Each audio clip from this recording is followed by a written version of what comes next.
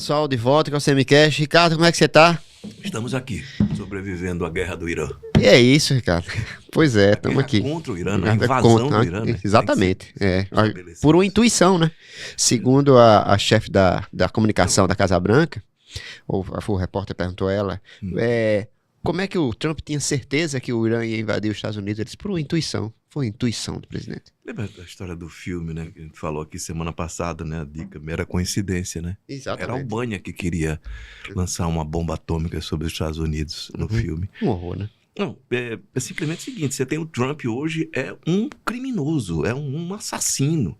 Sujeito que mete uma bomba em cima de uma escola, 168 né? 168 crianças e mais 12, né? Civis, todos civis. Isso é crime. Ele é um criminoso. E como tal vai ficar para a história. O pessoal daqui a pouco vai dizer que a gente defende o Irã. Defende o Irã, não. De jeito o Irã é um problema dos ayatollahs, inclusive, o povo iraniano resolver. Quem tem de resolver aquilo é o povo iraniano. E é preciso a gente entender que numa guerra a principal vítima sempre foi e sempre será o povo. E hoje, nessa guerra enfim, de botãozinho... Isso, exatamente, videogame. Videogame. Mais ainda. Agora quem tem um problema a resolver também é o JHC. O JHC, ele precisa resolver o que ele quer da vida política, né? Ser ou não ser, bem shakespeariano. Só que agora ele arrumou um novo inimigo. Foi um ex-aliado. O pior inimigo é o ex-aliado, né? O pessoal diz isso, né? Que é o Arthur Lira. De repente, o Arthur Lira... Você não quis usar ex-amigo, né? Não, ex-amigo, porque amigo na política não existe. Já dizia um jornalista amigo meu. Não, se não existe irmão, né? Que o digam, né? Ciro e Cid Gomes, então, quanto mais. Eu diria o imperador Júlio César também, né? Aqui sentado. Então... Lembrando a frase dele, só para que a gente não esqueça, né? O que une político é interesse. E ele está certíssimo. Aí o que acontece? O JHC começa a dizer que o Arthur Lira tentou tomar o partido dele e por conta do Arthur Lira talvez não seja candidato a governador. Quer dizer, o JHC conseguiu a motivação aí com o Arthur Lira de não ser candidato a governador. O que é que você acha, afinal, que vai acontecer com o JHC? Cara? Vamos lá. Primeiro que isso é conversa mole, né? É puramente conversa mole. O Arthur Lira é o vilão perfeito. Qualquer coisa que você disser contra o Arthur, né, na seara política, pessoalmente eu nunca entro nessa seara. Qualquer coisa cola. Porque ele é um cara, vou repetir sempre porque os dois são muito parecidos, como o senador Renan Calheiros, que não tem aliados efetivos assim na política que o conduzam para o voto espontâneo. Ele não tem voto espontâneo. Então, ele vai ser sempre o candidato de reduto, seja para Senado, seja para deputado, e não tem exatamente esse voto espontâneo. O eleitor que vote porque acredita nele. Como não tem, da mesma forma, o senador Renan Calheiros, eu vou sempre nivelar os dois porque eu acho que eles estão exatamente no mesmo nível. Ou seja, ele é o vilão perfeito. O JHC encontrou, me parece, a essa altura, a desculpa que ele queria para fazer emergir o acordão de Brasília em cores vivas. Ele não vai disputar o governo do Estado com o Renan Filho. Eu ontem conversei com dois personagens ligadíssimos a ele, ambos assim, com um ar de decepção, dizendo que, de fato, ele não vai. Eu disse, olha, eu avisei.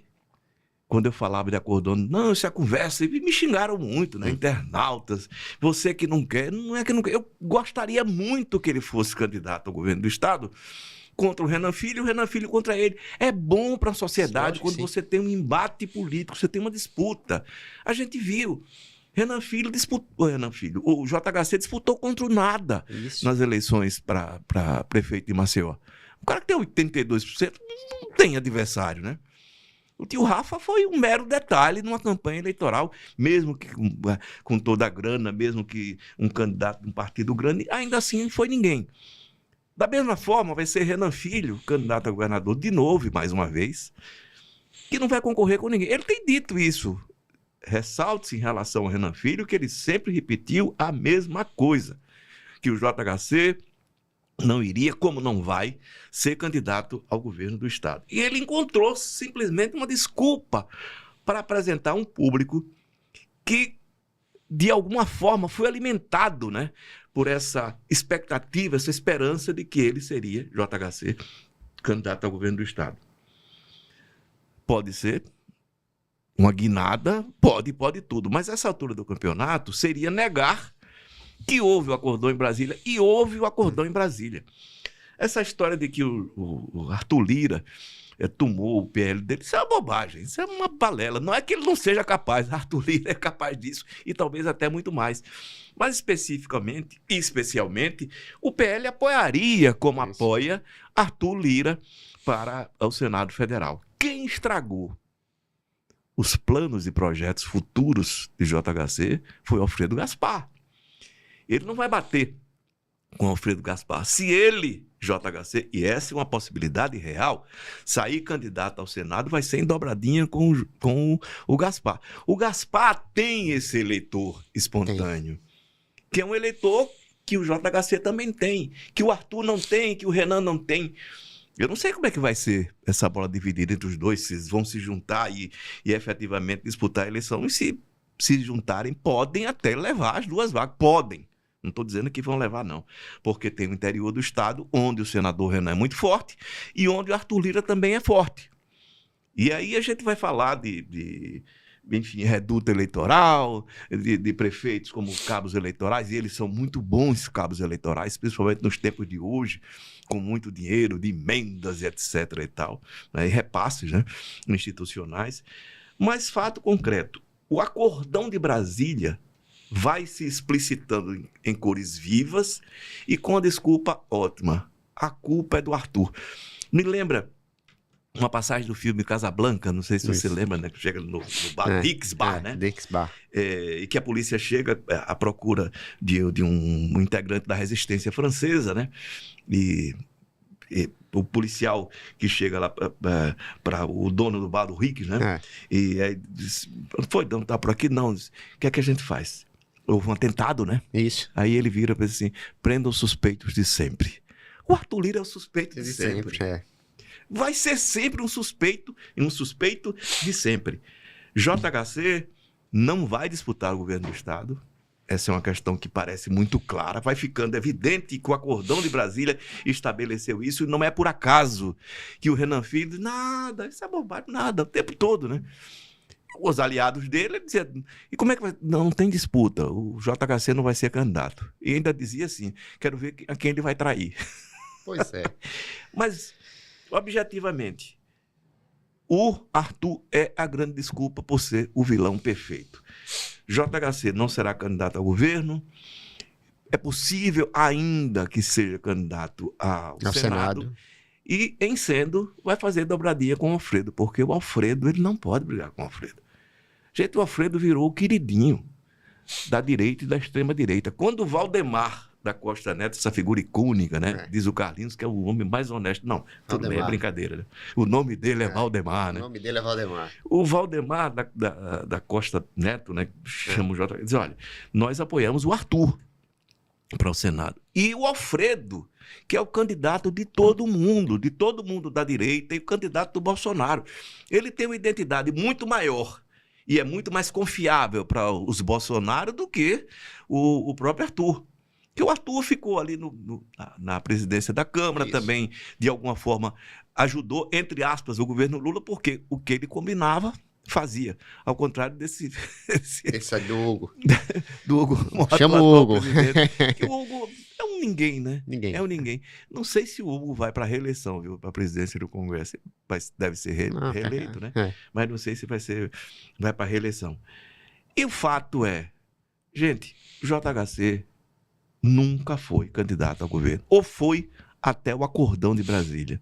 E o acordão de Brasília existiu, aconteceu, e agora aparece em cores vivas para o eleitorado de forma geral, e com um detalhe. Se eu estiver enganado, que bom, eu vou aplaudir. Ele enganou todo mundo, inclusive os aliados dele, que me dizem a mesma coisa. Não, ele não vai ser mais candidato. Eu achei que era, mas não era. E, no final das contas, até ali, ele podia sonhar com o governo do Estado. Mas depois daquele acordão, tchau e bênção. E aí, como ele vai justificar? O Arthur me traiu. O Arthur Lira. Me traiu. Você queria um vilão na sua vida, chegar assim, o que deu errado na sua vida? Não, a culpa foi do Arthur. O Arthur, no caso, que podia ter outro nome, não é culpa, é você culpar um terceiro pelos seus fracassos. Não, o pessoal da Carlinhos, o que é que você acha? Eu digo, eu sou contra a fome e a favor da paz mundial. Você pode ganhar muito dinheiro. A monja corre. Então, é basicamente isso. A paz do mundo é que é importante. Mas vamos lá, Ricardo. O JHC não é candidato a governador. Ponto. Acho que não. Não, também acho. Eu estou dizendo assim porque eu nunca ouvi dizer. Mas... Você acha, eu acho, os aliados dele acham. E todo mundo que cerca ele acha, e os inimigos também acham. Então, assim, não é candidato. A não ser que ele passe a rasteira em todo mundo, né? É. Chega ali e diga, Maciel, eu sou candidato. Maciel, você é um irmão. Pronto, então, pode ser, né? Então, ele ou é candidato a senador, ou ele é candidato a nada. Uhum. Ele não vai ser candidato a deputado, né? Então, assim, ou ele é candidato a senador, ou ele é candidato a nada. Que ele quer ser candidato a senador. Na verdade, ele queria, e foi o grande trauma dele na conversa com o Valdemar, ele disse, não, tudo bem, a gente apoia o Arthur Lira e uma vaga é sua para o Senado. Só que os caras disseram, não, a outra vaga aqui é do Alfredo Gaspar, mas ele não foi para cima do Alfredo. Ele é esperto, ele é um garotão esperto. Não, o entorno dele soltou que o Alfredo pode ser candidato a governador. Vai não. Não vai. Vai não. Não vai. Não tem como. Vai não. Então, assim, eu acredito que cresce a possibilidade do JHC não ser candidato a nada. É uma possibilidade, mas assim, vamos lá, o cenário de hoje, até que eu vi ontem à noite, antes desse dia aqui que a gente está gravando, essa quinta-feira, de dois aliados dele, assim, que muito enfaticamente dizia, ele é candidato a governador. Eu não sei de onde surgiu essa conversa do Ricardo, né? Que não foi só eu, diga-se passagem, vou aqui botar os luzes para mim, que não é o caso. Mas de tantas pessoas que diziam, inclusive do Renan Filho, né? Inclusive do Renan Filho, de que ele não seria candidato a governo. É o acordão de Brasília, gente. O nome que você quiser dar, você dá, né? É o Arthur traidor, né? O Arthur Casablanca, né? Você pode até pegar agora, enfim. É o vilão perfeito.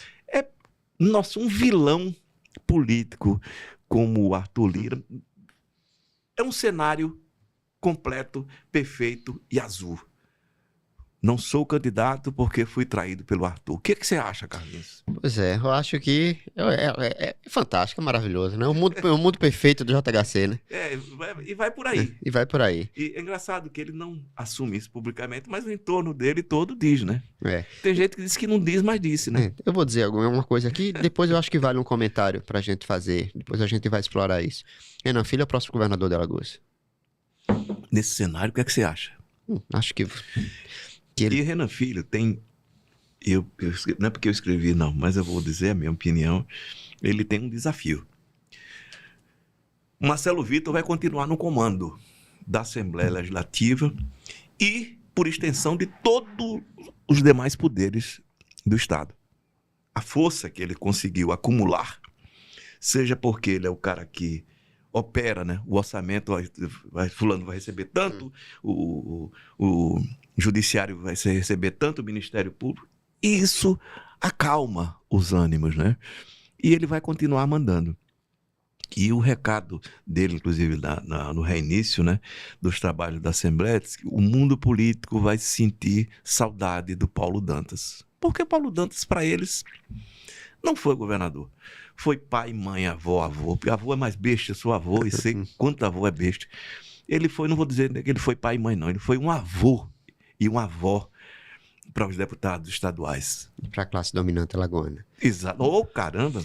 Então, mas depois eu quero falar mais sobre isso. Isso aí deixamos por outro comentário. Aliás, estão todos convidados, né? Paulo Dantas é convidado, Renan Filho é convidado, Marcelo Vitor é convidado. Qualquer um, eu tenho certeza absoluta. Eu não sou dono do Casa Minuto, não. O dono é o Carlinhos. Mas eu tenho certeza que ele concorda comigo. Todos estão convidados. Todos estão e foram. E foram convidados. Né? Venham que serão muito bem tratados. Como sempre. Como sempre fazemos. Então, Ricardo, vamos para a nossa parte cultural, porque a parte política parece que já está se definindo. Você diria que é ficcional a parte política aqui de Alagoas? Mas é uma ficção que eu não sei se o final é feliz, sabe? Ficção bruta, né? Porque o problema é que tem um personagem aí que ele precisa ter mais protagonismo nesse livro, que é o povo, entendeu? O povo parece que não está Mas, escolhendo. Carlinhos, veja só, um dos comentários que a gente fez aqui foi sobre a história dos escândalos, né? Isso. Diz que em outros momentos da nossa história, não faz muito tempo, não. Alguns candidatos nem seriam mais candidatos. Diante dos escândalos, o cara se recolheria em casa, ou num espaço menor. Mas hoje não, o cara vem a operação da Polícia Federal. Essa história, me perdoe voltar a ela, né? Da Secretaria de Saúde, né? O secretário Gustavo Pontes de Miranda, gente, é um escárnio. Eu não vi uma pessoa, inclusive entre os governistas, dantistas, né? Que dissesse não, ele teria que voltar. Todo mundo diz, pô, isso é um deboche, é um recado. É como dissesse assim, Polícia Federal, lá em Brasília, pode ser, em São Paulo, Rio, aqui não. Aqui mandamos nós. E está posto. Então, depois disso, qual é a participação do povo? Você viu alguma manifestação contra a volta do Paulo Dantas e do pessoal, trabalhadores da saúde, sindicato dos médicos, enfermeiros, ir para a porta da secretaria para protestar contra o retorno do doutor Gustavo? Não. Estou dizendo que o doutor Gustavo é culpado, não, aliás, segundo consta até agora, o culpado, eu posso ser culpado e ele não, né? Enfim, será que eu levei 100 milhões da saúde? Não, aí. Não, né? Boa parte da classe médica está preocupada com o crescimento do comunismo, Ricardo. Entendeu? Não com... Você sabe que é uma coisa engraçada, interessante? Eu fui aluno de medicina e fui do movimento estudantil na época, até o 4º ano. E da minha turma, éramos 3 ou 4, né, que éramos contra a ditadura, que se mexiam. O resto, não. O que é que eu quero dizer? Que efetivamente é uma classe profissional, uma categoria profissional, melhor dizendo, que é muito descolada do mundo real. Há de se dizer, não porque o médico, enfim, se envolve tanto com a profissão. Não é assim. Porque eu conheço médicos e ótimos médicos, especialistas, que são muito politizados. É uma opção mesmo. Não estou dizendo que não estou generalizando, não. Mas é uma profissão que atrai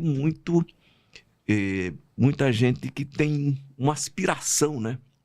Vou usar a expressão, a revista, né? Que quer subir na vida. Veja, não estou generalizando porque isso acontece em qualquer profissão. Mas tem um dado que me chama a atenção, um dado histórico, né? Das categorias profissionais que mais aderiram maciçamente ao Partido Nacional Socialista da Alemanha, o destaque é a categoria médica, que teve mais filiados. Isso diz alguma coisa? Diz. Não diz tudo. Não significa que todos os médicos eram nazistas, não era o caso. Aliás, o povo alemão, né, é uma coisa interessante, né? Foi maciçamente nazista, mais de 90%, né, apoiavam Hitler em 1938. Depois, ao fim da guerra, com a Alemanha destruída, né, Berlim em ruínas, o que é que se encontrou? O povo mais antinazista que já existiu na face da Terra. Esquecer era preciso, né? Exatamente. Até para sobreviver. Então já vou pegar o seu gancho para a minha dica cultural. A minha dica cultural, na verdade, são duas, que é a mesma coisa. É uma série e um livro. É a mesma coisa. O livro, a série se baseou no livro. Uhum. O livro é O Homem do Castelo Alto, um clássico de 62, né, do Christoph Kieck. E ele parte da premissa de que, na Segunda Guerra Mundial, Alemanha e Japão tenham ganhado a guerra. O eixo ganhou a guerra. Então, ele se passa em alguns países, nos Estados Unidos, basicamente, onde ele é dividido em 3 partes. Uma parte é da Alemanha, uma parte é do Japão e uma parte é neutra. E ele mostra como é um regime totalitário e como as diferentes personagens convivem com esse regime totalitário. Você tem personagens que se adequam, como você falou aí, se adequam ao regime totalitário, recebe toda aquela gama de informações e se tornam aquilo que se tornam adoram o regime, passam a ser patriotas do regime, né? E aqueles que usam a resistência, que geralmente usam expressões artísticas, porque o regime ele proíbe músicas regionais, então eles tentam resistir de alguma maneira. E ele é fantástico. Assim, primeiro eu vi a série e depois eu fui atrás do livro. Sei que o livro é um clássico, mas assim, a série acabou aparecendo na minha vida primeiro e depois eu fui atrás do livro. E é maravilhoso a construção, é uma distopia naturalmente, a construção de como é um regime totalitário, de como eles usam a comunicação, a publicidade, eles tomam conta da arte e como a resistência é feita dessas pequenas brechas, de buscar livros antigos, de tudo aquilo que o regime não deixa chegar a eles. É maravilhoso e assim, ele é real porque a gente tem um crescimento de alguns regimes totalitários no nosso mundo supostamente democrático. Rússia, China, Estados Unidos, enfim. E tem uma cena, assim, eu vou reportar uma cena assim, que é maravilhosa, que é um americano típico esperando um táxi, mas chega um japonês. E o americano tem que sair para o japonês pegar o táxi que ele pegou. Aí mostra o que é raça e o que é sub-raça no regime totalitário. Meio que como os latinos são tratados hoje nos Estados Unidos. Vale muito, muito a pena. O Homem do Castelo Alto está no Netflix, são 4 episódios só. E o livro, O Homem do Castelo Alto, está na Amazon, R$56. Você pode mandar comprar ou pode ler online. Essa história da Amazon é impressionante, né? O controle e domínio do mercado. E eu continuo. Enfim, você consegue até abatimentos que você não consegue na loja física. Obviamente, claro, loja física sempre é muito bom. Uma livraria, eu sempre fui um frequentador de livraria e hoje praticamente não sou por causa da Amazon. O problema é meu. Minha preguiça, a idade, enfim, uma série de coisas. Mas vamos lá, interessante esse tema. O Philip Roth tem um livro que a história é mais ou menos parecida, que é Complô contra a América. Faz parte da tetralogia, né, do Philip Roth, tetralogia da América. Era trilogia, depois virou tetralogia com o Complô contra a América. Que é mais ou menos isso, né? A Alemanha ganha a guerra e os Estados Unidos viram um país nazista. E é uma coisa interessante você lembrar que quando acaba a Segunda Guerra Mundial, o tema dominante era democracia. Né? Democracia no mundo ganhou liberdade. E o macartismo veio dos Estados Unidos na sequência, né? Exatamente. Na década de 50, e ali é nazismo na veia. Nazismo na veia, com a perseguição de artistas, de escritores, de forma geral. E acontece, as ditaduras, elas quando se estabelecem, a imprensa sempre leva na cabeça, né? Só lembrar, né? Mussolini, quando assume o poder na Itália, a primeira coisa que ele faz é empastelar um jornal em Milão, né? E foi o jornal, diga-se de passagem, que ele trabalhou. Ele foi do movimento socialista e tal, italiano. Como sempre, a imprensa é cacete. Né? E o mundo da arte também, porque é o mundo que faz pensar. E tudo que uma ditadura não quer é que um povo pense. Você cita essa história do uso da propaganda política. A gente não pode esquecer, por mais que o pessoal odeie ouvir isso, que o patrono do marketing político é o Goebbels. É o Joseph Goebbels, né? Que usou brilhantemente para o povo alemão. A gente está falando de um povo que, eu tinha falado aqui ano passado, né? Mais de 90% apoiava o regime nazista. E olha, você era vizinho do judeu, né? Ou do comunista, ou do cigano, e de repente esse vira o seu grande inimigo, o culpado do seu fracasso, o seu Arthur. O Arthur Lira. O Arthur Lira era seu vizinho, né? Então vira o culpado por isso. Essas histórias são fantásticas. Essas alternativas criadas, que é o caso do Homem do Castelo Alto, ou do Complô contra a América, do Philip Roth, são fantásticas porque, olha, podia ter sido por aqui. É sempre... Tem um dos livros do Harari que ele trata disso. E se fosse dessa maneira, né? Ele constrói caminhos alternativos para a história, né? E que a gente pode ver que, se não deu certo naquele momento, pode dar agora. O mundo está vivendo um momento muito complicado. Estávamos falando aqui na abertura do programa. O Trump joga uma bomba. Ah, não foi o Trump. Foi o Trump. Você vai atacar um país, quando você dá ordem para atacar uma população civil, não importa se são crianças, se são adultos, e é uma área civil. Uma área civil, gente, sempre vai morrer inocente. E como sempre acontece, a principal vítima de uma guerra é sempre o povo. Não tem jeito. A cúpula, a elite, ela sempre... Se o Hitler não tivesse suicidado, tem gente que acha que o Hitler não suicidou, que foi para a Argentina. Estaria vivo, teria sobrevivido, podia ter fugido, mas enfim. Na verdade, no final das contas, quem paga é o povo. E principalmente quando você tinha guerra de exércitos, não tem mais de trincheiras, né? Eram os jovens, né? Que iam morrer. Eram os jovens. Verdade. Agora não, os caras estão pegando criança, né? Estão matando criança. De bomba, gente. Absurdo. E assim, e tem gente que acha que o Irã tem que ser atacado por causa dos ayatollahs. Gente, isso é uma estupidez. Isso é uma estupidez. E tem gente que quer que o Trump intervenha aqui no Brasil, né? Oh. Mas enfim, aí vai falando livro, literatura. Vamos lá, né? A minha dica dessa semana é esse livro. Esse cara, eu já trouxe aqui outro livro dele, Germes, Armas e Aço, o Jared Diamond. Para mim é um pensador fantástico. Esse cara era um sujeito que a formação acadêmica inicial dele era de geografia, ele era um geógrafo, só que esse cara é tudo, é um polímata. Polímata é quem domina várias áreas da ciência, e esse cara domina. E nesse livro aqui, Reviravolta, é interessante que ele conta como cada povo, ou alguns povos, né, conseguiram se reconstruir, se refazer, cada país, né, depois de um momento crítico. Ele cita, por exemplo, o Chile. Ele morou no Chile, não sabia, ele morou, aí vai na Austrália, morou na Austrália, aí vai à Alemanha, ele morou na Alemanha, morou no Japão. Como é que pode? Porque era um estudioso, esse cara, sem dúvida nenhuma, uma pessoa absolutamente rara. Um polímata, repito, e que escreveu todos os livros dele eu li. Todos. Esse aqui é o último. Tem o Chile também aí. Tem o Chile, inclusive. Ele mostra como o Chile... A Alemanha... Como a Alemanha, né? Como a Alemanha se reconstruiu. A Alemanha se reconstruiu no pós-Segunda Guerra.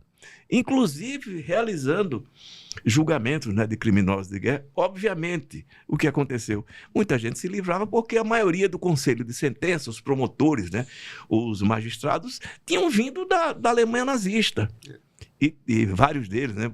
Você tem um general que vira sociólogo, professor da universidade, vira filósofo, porque eles precisavam da inteligência daquelas pessoas que tinham uma formação acadêmica para a reconstrução. E ele conta aqui, né? Para a reconstrução do país.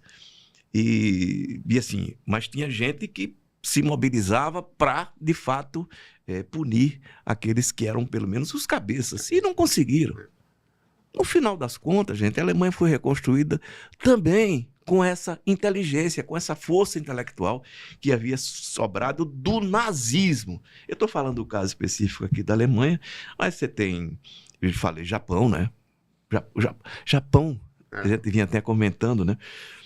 Gente, a crueldade praticada pelo Japão na China, e os chineses não perdoam até hoje, né? Eu sempre vou lembrar a história do massacre de Nanquim, que é um dos crimes contra a humanidade.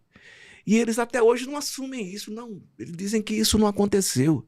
Querem apagar. Foi punido, né? O Hirohito nunca foi punido. Pois é. E é uma das teses levantadas, né, contra as bombas de Hiroshima e Nagasaki, que o único pedido que o Japão tinha feito já ali, sendo derrotado, né, pelas forças americanas, para encerrar a guerra, era a permanência do Hirohito no poder, como príncipe, né? Aliás, príncipe não, rei Sol, né? Rei Sol. Pois é. Você gostaria de ser a Lua, Carlinhos, pelo menos? Não, eu tô. Mas vale a pena, viu? Reviravolta, Jared Diamond. Aliás, qualquer livro desse cara, qualquer um. Vamos lá. O Mundo Até Ontem, O Terceiro Chimpanzé, Armas, Germes e Aço, é um dos livros definitivos na minha vida, né? Enfim, é fantástico. Eu já li 3 vezes e eu espero conseguir ler outras tantas, porque ele traz um volume de informação sobre ciência e o surgimento da humanidade, ou de cada área de conhecimento da humanidade, que é raríssimo. É um livro poderosíssimo. Eu falei alguns aqui, qualquer livro dele, assim, colapso, como as sociedades, como os países, né, podem sucumbir a partir de crimes ambientais, e a gente está vivendo um momento tão específico. Em Reviravolta aqui, a parte final do livro, ele trata da necessidades. Tem problemas hoje no mundo que só se resolve se os países todos se unirem. A questão climática é uma delas. Exato. Que foi abandonada, né? Pois é. Ricardo, é isso. Grande abraço. Grande abraço. Grande abraço, pessoal. Até a próxima semana.